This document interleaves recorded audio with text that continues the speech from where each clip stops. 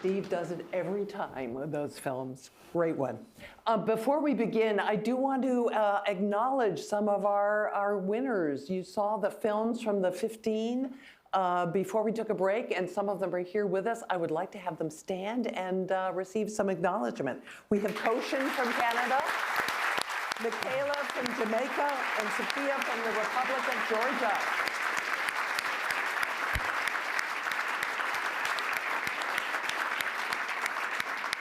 Great work and inspirational to all of us. Thank you. We all dream of a VE Day, a VJ Day, only for Ukraine. It's been the thread through this entire conference. We're going to try and pull some of those threads together and also answer the questions that some of you may have that have not yet been answered. Let me introduce my wonderful panel here. Andriy Kostin is Ukraine's Prosecutor General. He is next to me. We have General Brieger, Chairman of the European Union Military Committee, and also Irene, Fellin, who is NATO Secretary General Special Representative for Women, Peace, and Security. Thank you all for being here. I think that we all understand the basics of what we'd like victory in Ukraine to look like. Restoring the territorial integrity of Ukraine, obviously a cessation of hostilities. But I would like to ask each of you, beyond that, what is your vision for victory in Ukraine? Let me start with you, Andriy. Thank you. You know, I think the outcome of this conference is our joint vision that Ukraine is the essential battlefield in a global struggle with authoritarian aggression. Russia must be defeated on the battlefield so that single Russian soldier will not remain on Ukrainian land. Russia must be defeated before courts and tribunals through the long arm of justice. And Russia must be defeated by reversing its attempts to destroy Ukraine and its people, which means rebuilding Ukraine stronger than ever while making sure that Russia is the one that pays compensation to all victims and survivors of this war. So victory, accountability, and reconstruction. These three aspects are interlinked to win in Ukraine and to change what all possible futures with Moscow. Andriy, thank you very much. General, what is your vision? Well, first of all, thank you for inviting me to this last but very important panel. On a more general view, I see full victory of Ukraine in the access of the European Union membership. Being integrated in the European family and have the chance for its way to a prospering democratic society. Irene? When we talk about peace, we don't want a temporary peace, but we want a long-lasting and a sustainable peace. And the only way to achieve this is to include women. Not only in the fight, something that we see it's already happening in Ukraine, but in all the phases of the cycle of a war, and we want to see in peace. And this is happening inside the country, but also outside, in the way in which we, the international community, also deal with the support of Ukraine. It's important to integrate a gender perspective. And I want to mention this is not only in the armed forces, not on the battlefield, but when we want to support the reconstruction, for example, it is essential that we hear the needs of women and we bring women as part of this process before it's too late. And of course, the question is, how do we get to peace? You see in the United States an erosion of public support and political support. The latest aid package for Ukraine is held up in the current budgetary situation in the US. And I'm wondering, Andriy, how do you see rebuilding that support? How do we stop the erosion and rebuild public support? First of all, from the very first day of full-scale invasion, we were open, transparent, and we were vocal. We all remember that this full-scale invasion was named as unjustified. And this is important because it raised again the feeling to restore justice for all Ukrainians. And when war started to show more and more atrocities, not only to Ukrainians, but to all victims and survivors who suffer from this war. And I think that in order to achieve sustainable and long-lasting support, and which is very important, to receive support in time, we need to be united as much as it is possible. Because receiving support not in time or receiving support insufficient cost lives of Ukrainian servicemen and Ukrainian civilians. It makes longer sufferings of those civilians who are under temporary occupation. And I think that if it's our joint vision, it's our joint value that freedom must prevail. We started with this message at the very beginning of this conference. We need all to admit and to say vocally that freedom will prevail. And we don't only need to be assisted or to be helped to win this war. Just win this war with Ukraine, and you will make the global world safer. General, can you talk for a bit about Europe's role here and whether it can fill the gap if the US indeed pulls back on its support? Yes, European Union has committed itself in supporting Ukraine to a maximum extent, and I can give you some numbers, but I think more important is that we are clear that this is a war of attrition, and that the sustainment of this support is essential for the success, for the end success of the Ukrainian armed forces as a precondition for victory. Amongst the European chiefs of defense, I have the honor to preside. We are completely unique that our first priority is that we give the best advice possible to the politics. How can we facilitate it on a military level? But there are also other components like the industrial base, which has to ramp up its production capacity. There is the public opinion. Vis-à-vis this public opinion, we have to explain why it is worthwhile to give this support, which is costly for the European Union, but for Ukraine it costs lives. And for international community, okay, it's costly, but the alternative is to let the autocratic regime their will, and this is not an option for the free world. You mentioned industrial production. I know Europe has been trying to ramp up the production of ammunition. Is it doing enough? And I'd love to hear from you after that response, whether, Andriy, it's fast enough. Amongst the military, it's never enough. We had a long period after the end of the Cold War with depletion of our stocks. We reduced the military capacity, and in a logic context, the industrial defense capacity in Europe to a degree where we had just the basics at hand when the war started. And now we have this Zeitenwende notion that it is now immediately necessary to start a production and to initiate new means of,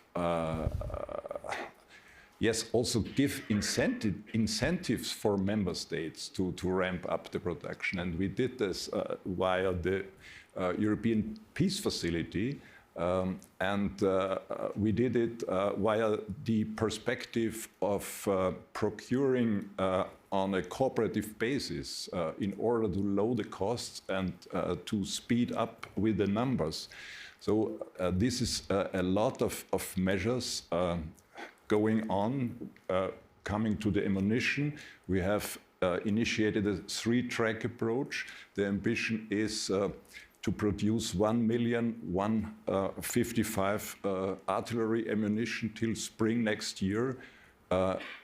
Probably we will not fully reach this ambition, but we will do our best to further ramp up the production in order to meet the demands and needs of the fighting forces in Ukraine. Coming to the question if United States weaken their support, this is a very political question. I think Europe will remain committed. Ukraine is our immediate neighbor, but we are to some extent optimistic that US society will not let Ukraine down. Are you getting the ammunition fast enough, first of all? First of all, I would say that we are optimistic too, and optimism is something which gives us energy from the very first day of full-scale invasion. Even with a US election pending? I believe that US will stand with Ukraine long-lasting, even much than we need, and we hope that not only US but Europe will stay with us until Russia will be defeated.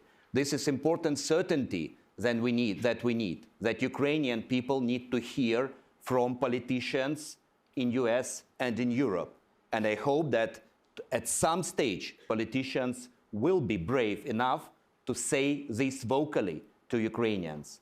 While you mentioned, General, war of attrition, we haven't heard this last year. It appeared this year. It's because Russia is weaponizing time. We need to use time in our favor.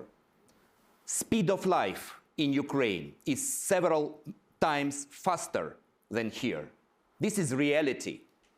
And we need you to take decisions in line with speed of life in Ukraine. In this situation, we will be totally on the same page. We will be totally on the same level. And together, we will defeat Russia. But you're still waiting to hear it. You haven't heard it yet. That's why I'm here. Rise to the occasion. I know we have at least some questions in the audience here. Senator Patterson has a couple of questions for Irene in particular, I think. Could we have a mic down here? Right here in the red coat in the second row.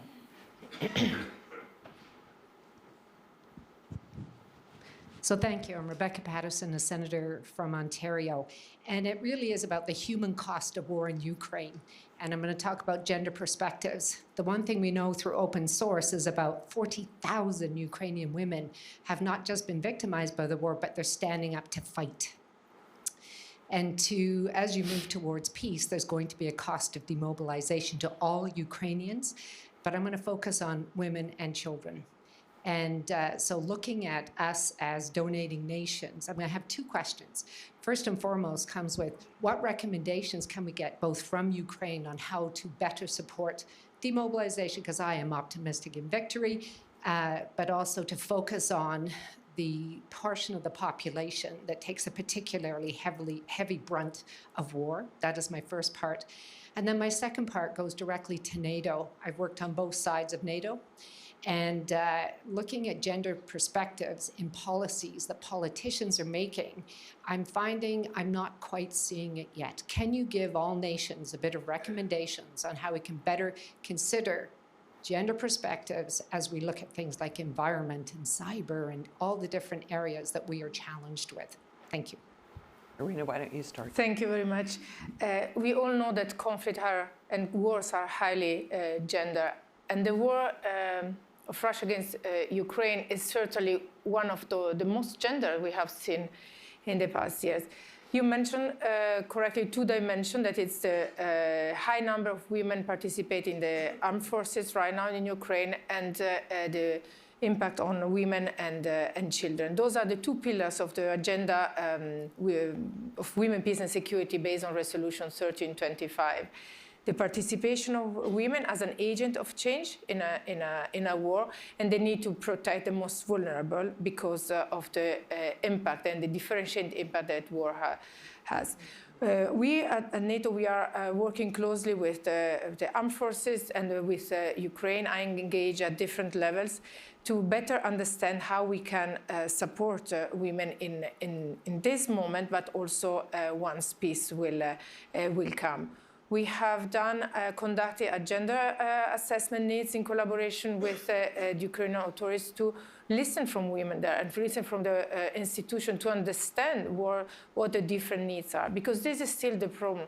When we provide our support, we also, as NATO, providing non-lethal support, we are still gender blind despite the policies and the action plan.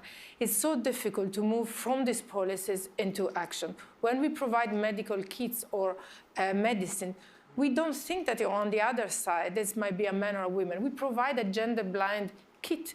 And this is where we have really to come and make this change, is to really sit and think, fine, and this is the question about the policy and what we can collectively do. We have really to sit and ask ourselves, to whom I'm sending this kit? What will this action, what is the impact, what is the final recipient? We are not all equal, and if we only for physical reason, biological reason, we have different needs. And this is very basic, but it comes from, as I mentioned, the medical, but it comes from the equipment.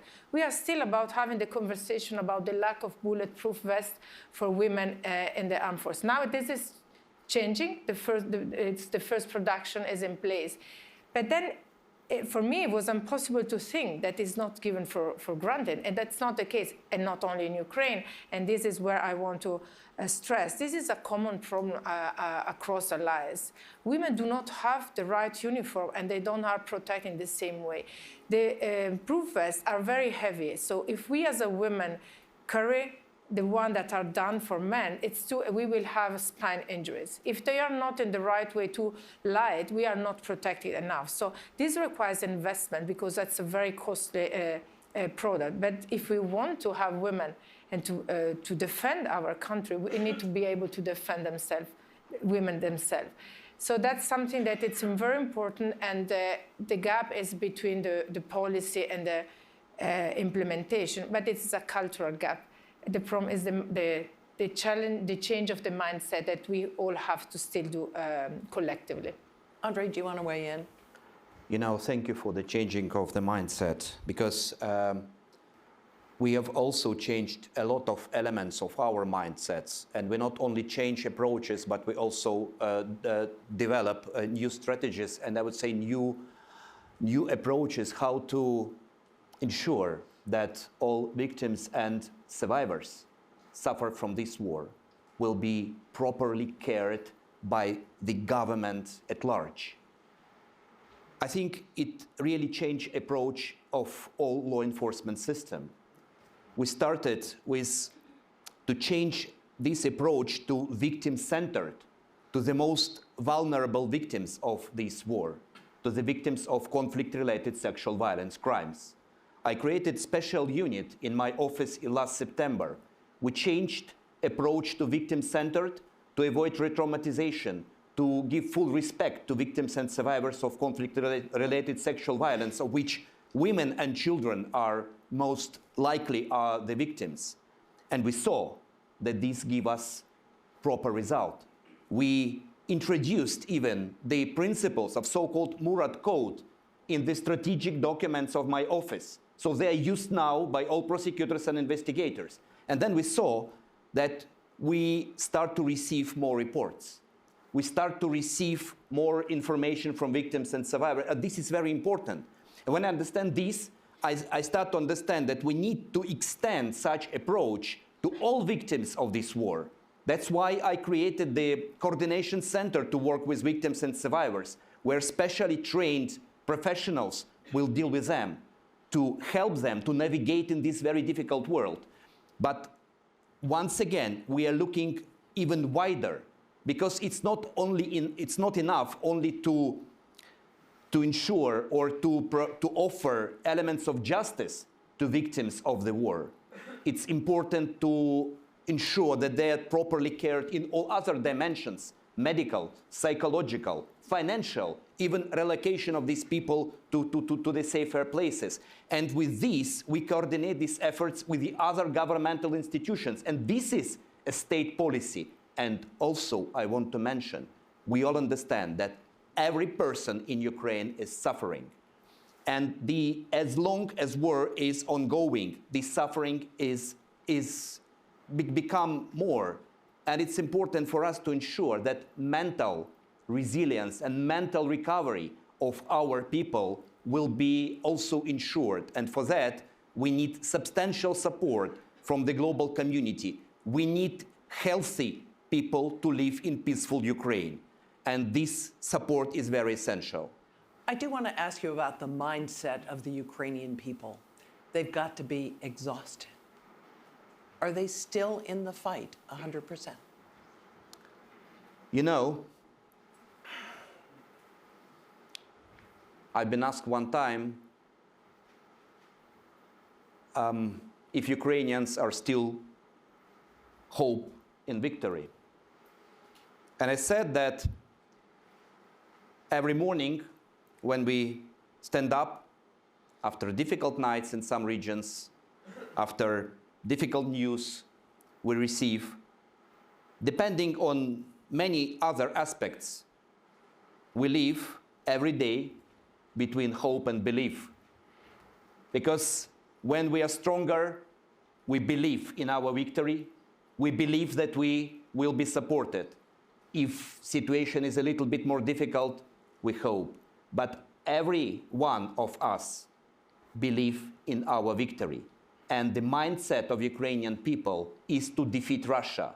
You know, last year, when Russia started to destroy our critical civil infrastructure, we thought that it will really cause the the transfer of Ukrainians to Europe. But we haven't faced big numbers. Ukrainians were so angry about such policy, such terrorist policy of Russia, that they resisted during this very difficult time. Of course, your support, humanitarian support, generators, anything we receive helped us to pass through. And approaching this new winter season, I see that Ukrainians are ready to resist and to fight. And this is important if they will receive the same signal, very bold signal from all of you, from all of our allies, that you are fighting with us, helping us to fight, providing us with all necessary means, not only to resist, but to achieve our victory. And these bold signals from politicians, from all our allies and partners and friends are very important. Please tell your politicians to be vocal and not only say that you stand with us, but that you will stand with us until Russia will defeat it. And you will help us in any means to reach this victory.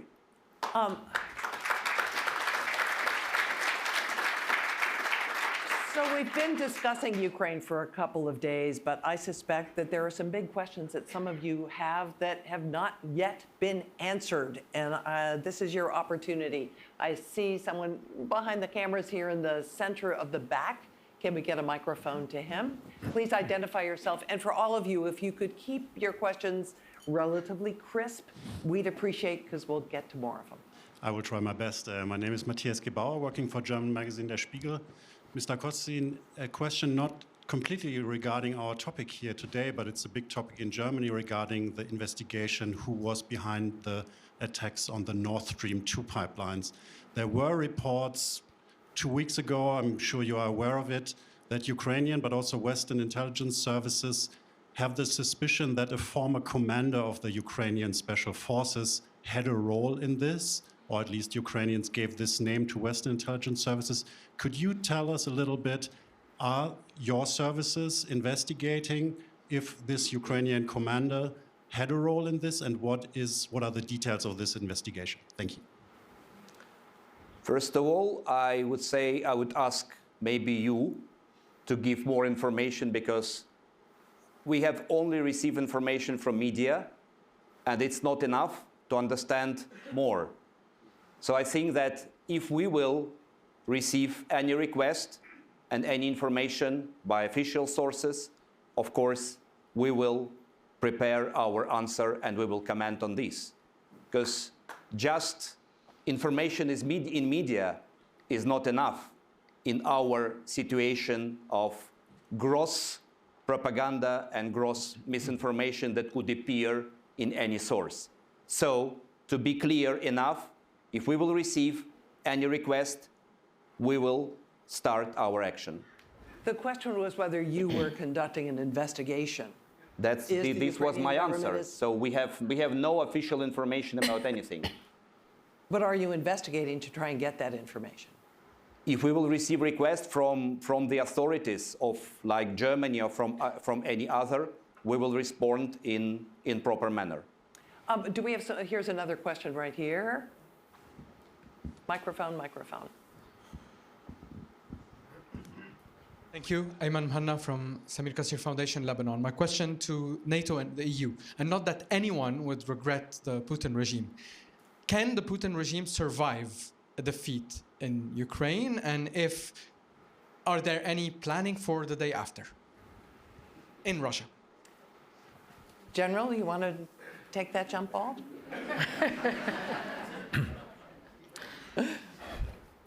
Well, it's hard for a militarian to comment on the chance of an authoritarian regime to survive. I consume the open resources, and my impression is that despite this Wagner incident last summer, the regime is stable. I think we all are unique that we wish a regime change in order to give Russian public, Russian society the chance for their way in a democratic future. And I think we should, on the political level, but also in the public, we should precisely distinct between Putin and his immediate leadership and Russian society, which is suppressed very intensively by the regime. All the opponents are either dead or in jail, so it's not easy to be opposition in Russia. And in the meantime, he's increasing his military budget and spending even more to prosecute the war in Ukraine, correct? Right. Yes, Russia has an enormous potential to ramp up production capacity, and they proved it during World War II. This is a big economy, probably not the high-end products, but vast numbers of material and big numbers of human resources, not well-trained, not very motivated, but still a factor on the battlefield. Did you want to weigh in from the NATO perspective at all, Irene? It's difficult to look at the future and to see. So what we do is to work on the current scenarios and all the possible, or even in the case that, the regime will remain after the victory of Ukraine, to see how to keep our relationship or lack of relationship with Russia. So I think that we have to keep all the possibilities open to be realistic. We do have a question down here in the front. Microphone right here. General, in your first answer at this panel, you said that you would like to see Ukraine integrated in European Union. You omitted NATO. And I want to make sure that, we have a clarity of perception. Because the way I see it, NATO was built in 1949 with one purpose only, to save Europe from Russian aggression. Okay, at that time it was River Rhine, a potential battlefield. Now it's River Dnieper. But it hasn't changed in purpose. And Ukraine is fighting the only war NATO was built for. So I want to hear whether, Ukraine's admission to NATO is still in the agenda, because I believe it belongs to NATO, de facto. And also, it's about perception. German Minister of Defense, Mr. Pistorius, once in his interview said that Europe had to be prepared for war in 2025, war in Europe. The last time I checked my map, Ukraine is Europe. So does it mean that, you still have this kind of separation between Ukraine, which is seen as part of the East, and Europe? And at what point we can see this unity in purpose? Thank you.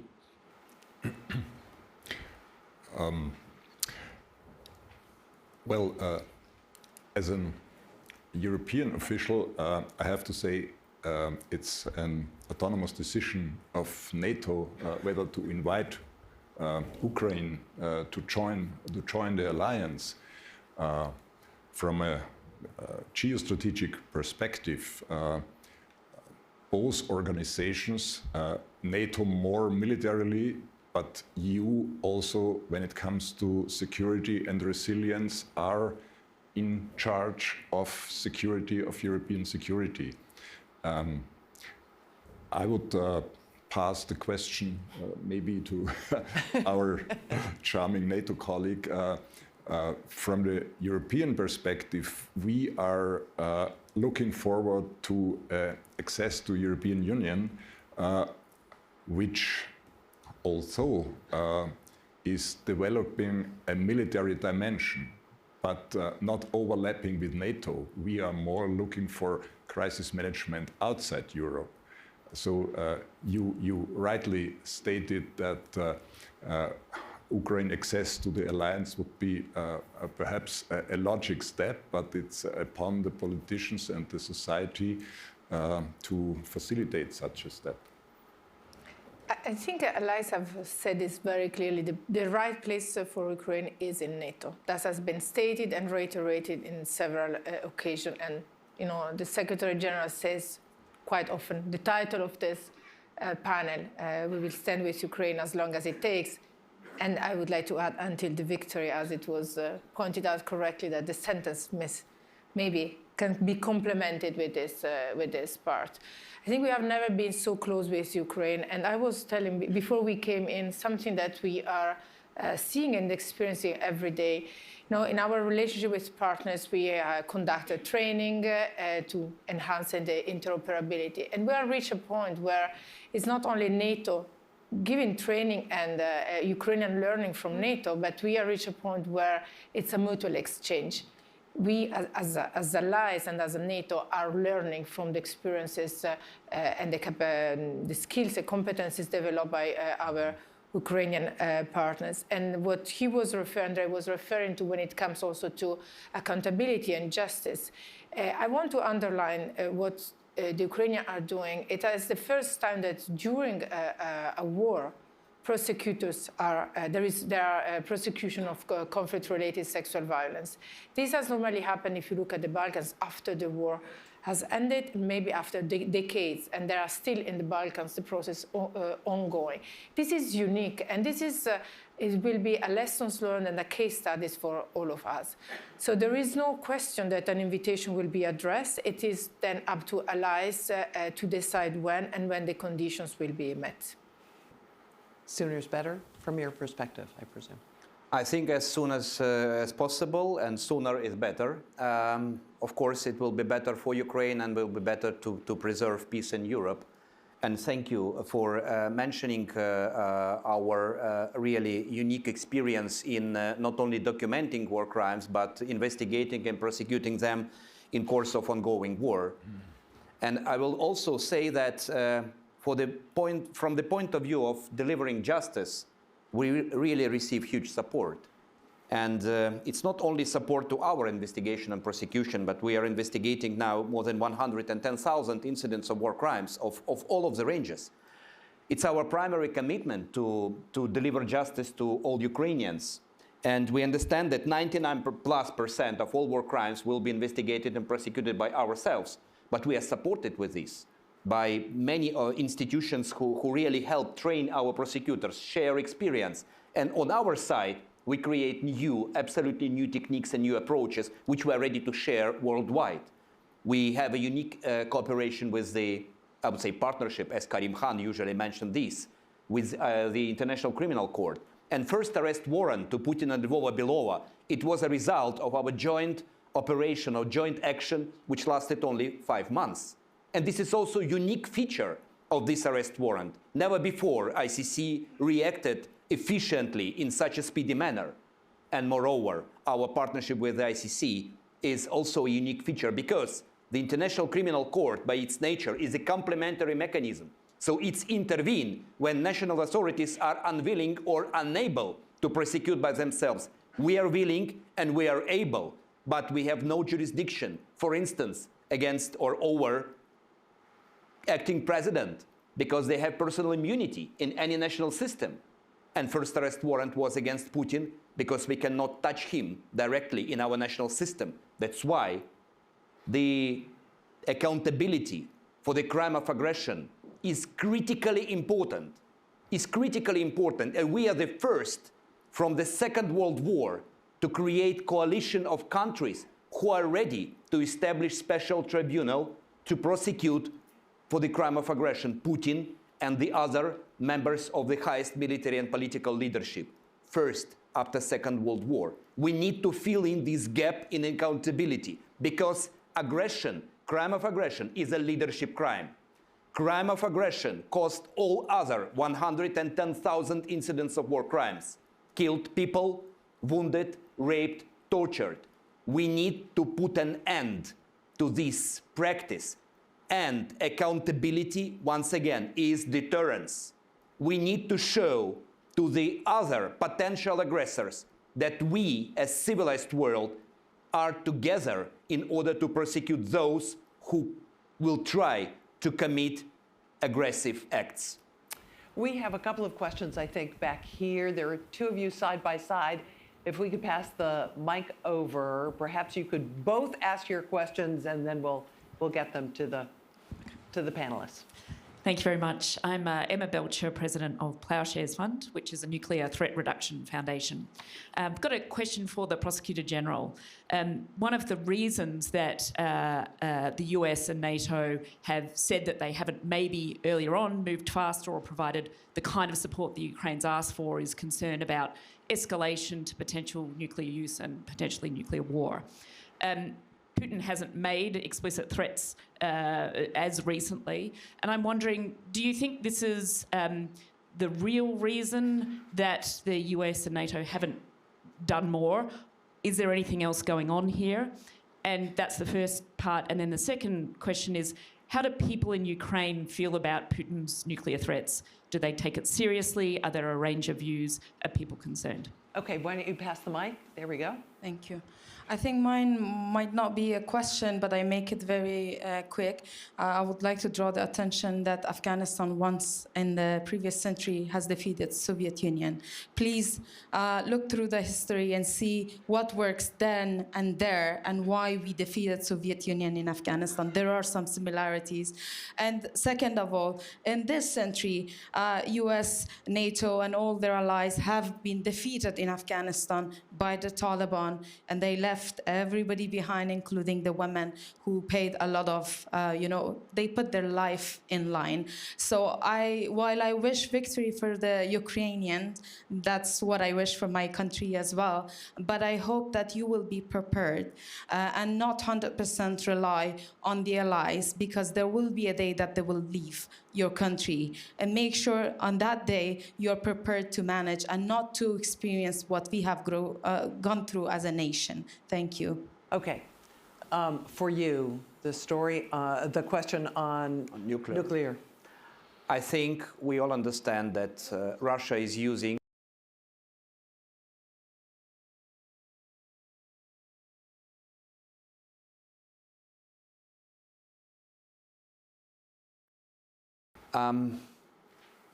of course, people are discussing these issues, but I don't think that Ukrainians are afraid of it. We understand that this is blackmailing. We're not running out of our country. Even we saw such information, such potential threats, such discussion, such news during these 20 months many times. It means that we are not afraid. And we ask all of you not to be afraid of Russian nuclear blackmail. This will make us stronger, because if they feel that the others are afraid, this will lead to a situation that they will be over you. They will threaten you, and you will try to compromise them. Are you ready to compromise killers, rapers? Think about it.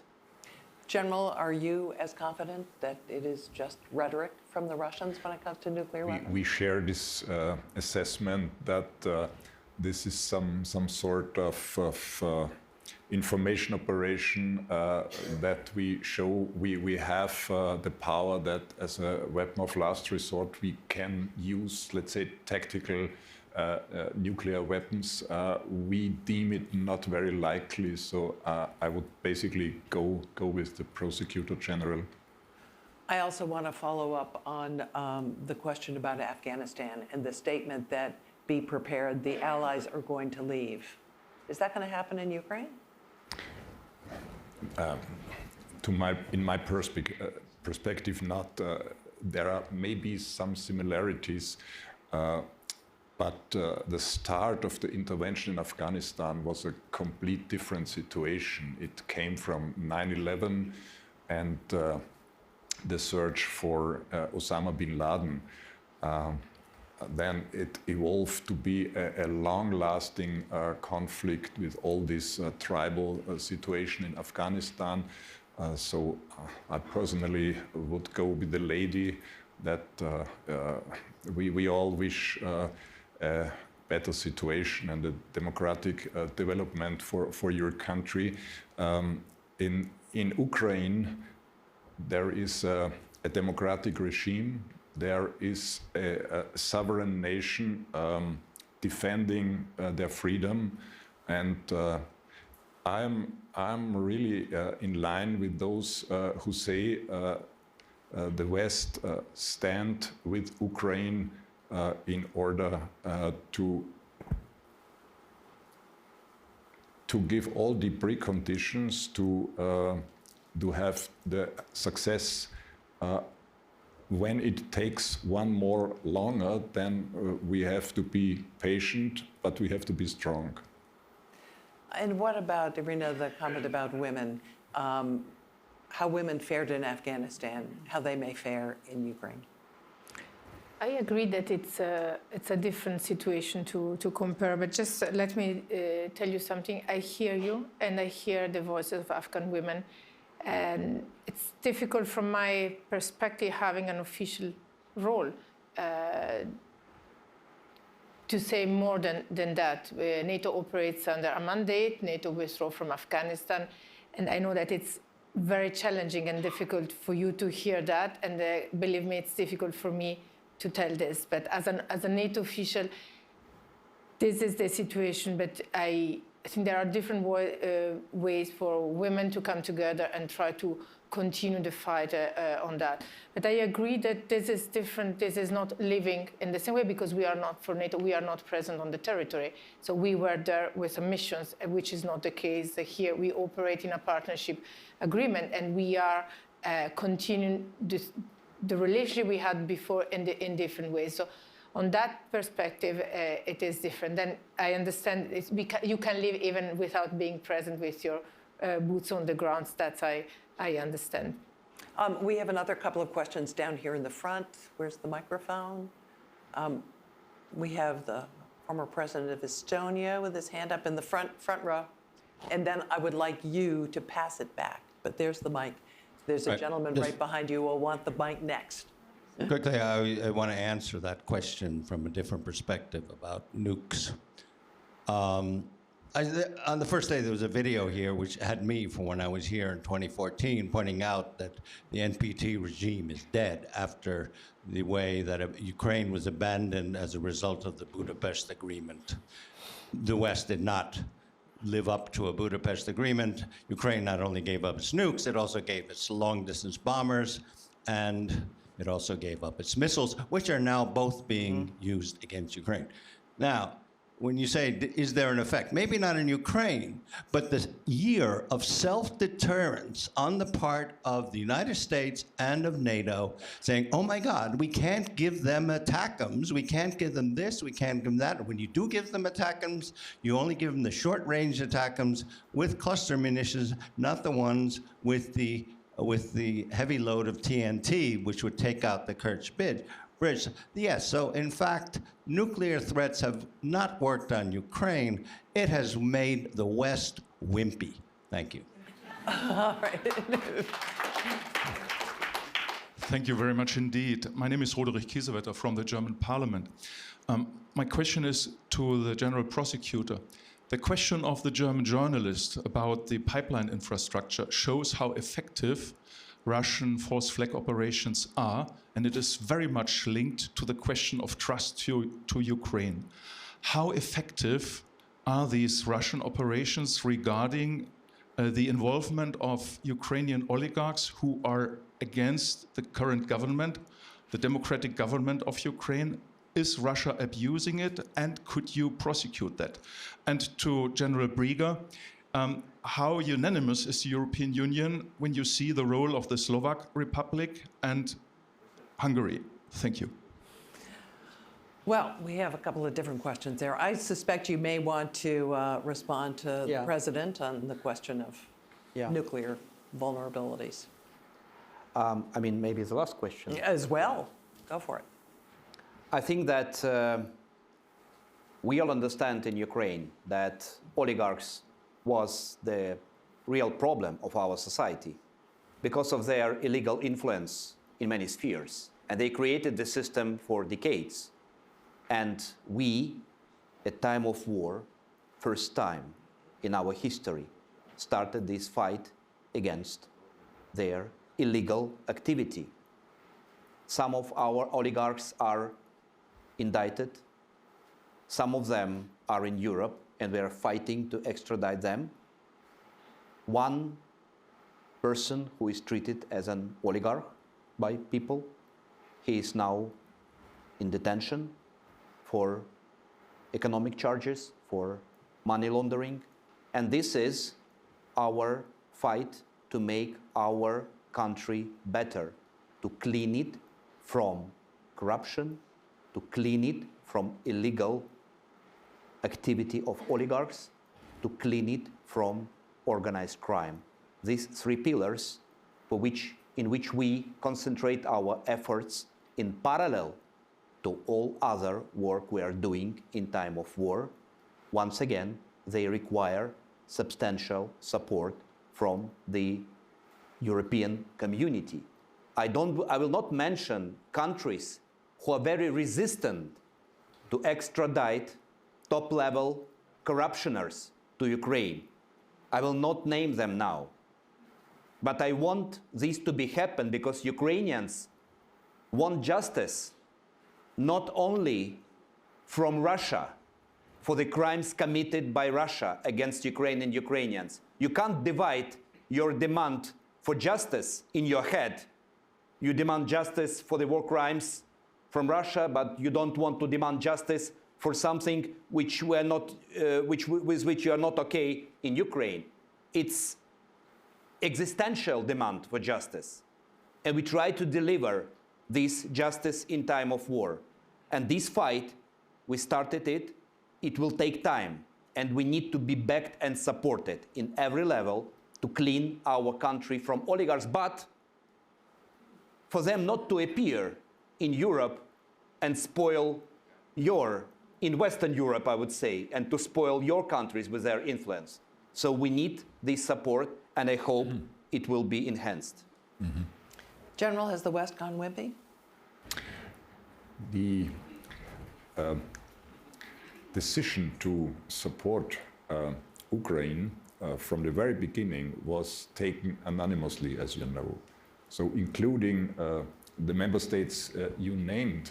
And I think this sort of discussion underlines the necessity of an enhanced strategic communication, again, to explain our societies that European Union was established as a project of freedom and prosperity. Freedom and prosperity has to be defended against external threats, and security is not for free. So we should intensify this sort of communication on the political level, on the media level, because we live in a world where via social media you can pass any information. Nobody will prevent you from doing so and stating there has been an explosion, something threatening the energy supply, and so on and so forth. So I'm not a politician, but what I expect from European member states from a military perspective, that the obligations we gave and we committed to are valid for the future and are well preserved in order to reach our common goal, the success of Ukraine in this war.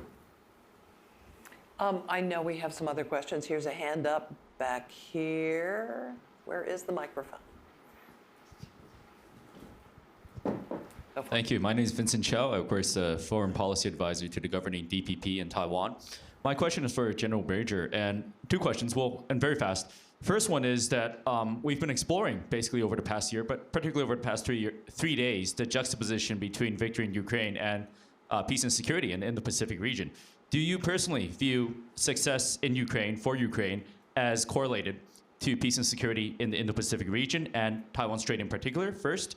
Second is that how do you respond to critics from the United States that say that the U.S. is stretched thin, that its focus on Indo-Pacific has made it difficult to continue to focus in Europe? And is the European Union prepared to do much, much more in Ukraine, particularly given domestic considerations in the United States? Thank you.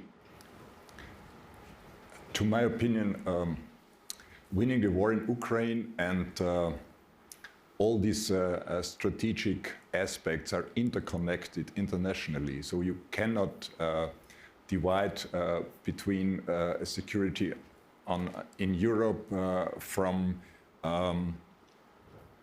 influences to Indo-Pacific. This is all interconnected. So I deem success in Europe in defending the freedom of a sovereign country is also a contribution to peace in your region. And the fact you mentioned in the second part of your question that the US is more reorienting its geostrategic interest to the Indo-Pacific. This has not started with the Ukraine war. This is a long-lasting process following US global interests.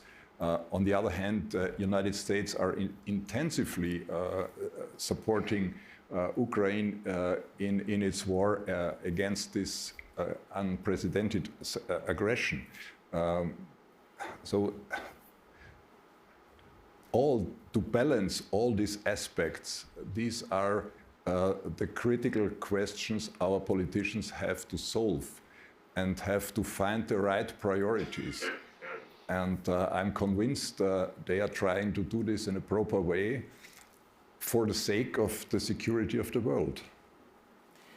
So Taiwan is obviously not the only distraction.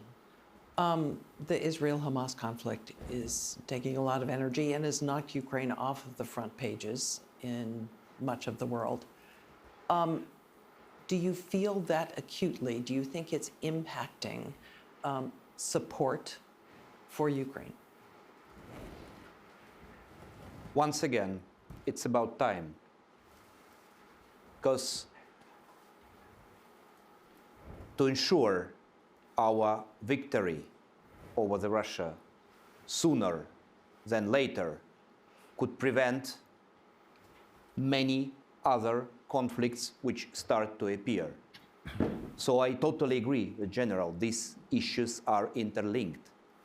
And if at the moment only Ukraine is fighting on the battlefield with Russia, we need to ensure that our victory will be the fact sooner than later, and to ensure that those who commit this aggression would be accountable. These are two elements which could prevent new wars and conflicts. And if we lose time waiting for support, then you will see new conflicts in the other parts of the world. We understand this. When it comes to financial support, in the United States Congress, at least, there is more full-throated support for aid to Israel than there is to Ukraine right now, however. We understand how much we need to run the country in addition to military support. Our partners in US, our partners in Brussels understand this either. So I hope that the civilized world will have enough resources to help us to win our war started by Russia. But once again, it's important to take decisions now, because if you will take them later, and if more wars and conflicts will be started, you will pay more. We will all pay more. It's better to pay now less than later pay more. We are almost out of time here, and I did promise you the last word. You're our Ukrainian representative on this panel. That is what this entire conference has been focused on. Inspire us, motivate us, propel us out of this room with purpose. I think that I will say something which I have already said during this panel, and thank you for all of you for your words and acts of support. First of all, politicians in time of war should be brave. And to be brave means not only to say brave words, it means to take brave actions. If politicians will take brave actions, then we will all win. When we hear "be brave like Ukrainians," let's include in this, take brave decisions. And military, lawyers will follow such instructions from the politicians. We are all interconnected. We are all one family. We need to protect each other, and we need to win for the sake of us, our children, our grandchildren, and as a tribute to all those who passed, who were killed in all previous wars and conflicts. We need to ensure justice for the victims and survivors of this war. We need to establish, to fill in the gaps in international law and order in order to preserve long-lasting peace in Ukraine, in Europe, and beyond. We all need this. You all need this. Let's come back to your politicians and make them take brave decisions. Act for Ukraine. Help us as much as we need, and you will see results. Result will be our joint victory. Thank you.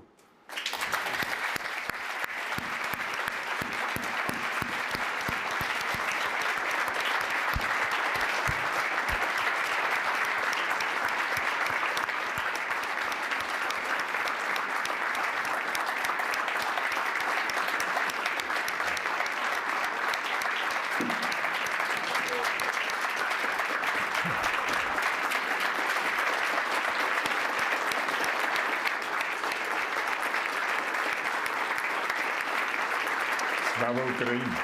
Героям слава. Thank you to our wonderful panel. And now I know Peter has a few closing words for us.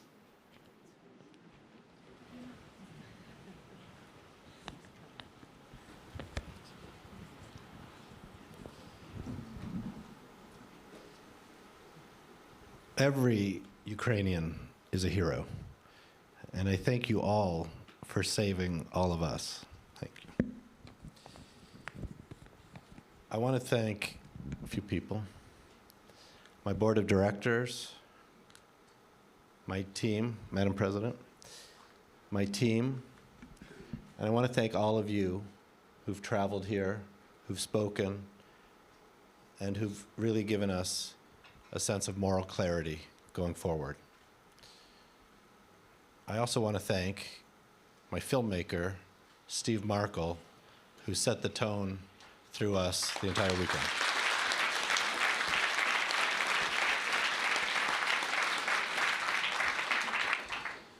This weekend was an important dose of moral clarity, and I urge all of you to carry it with you and keep it with you when you do your important work back home.